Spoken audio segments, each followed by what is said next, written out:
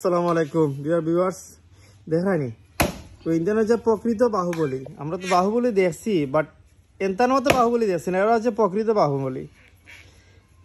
ওনারা হচ্ছেন আমাদের শ্রমিক। তো ওনারা যেভাবে কাজ করেন এত পরিশ্রম করে, কিন্তু তারপরেও ওনারা পারিশ্রমিক ঠিকমতো পান না।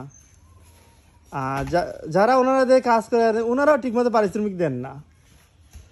তো আমার একটা হাদিস মনে পড়ে গেল। রাসূল সাল্লাল্লাহু আলাইহি ওয়াসাল্লাম বলেছেন, আপনি শ্রমিকের পারিশ্রমিক তখনই দিয়ে দিবেন তার গায়ের ঘাম শুকানোর আগ মুহূর্তে তাকে তার পারিশ্রমিক দিয়ে দিবেন।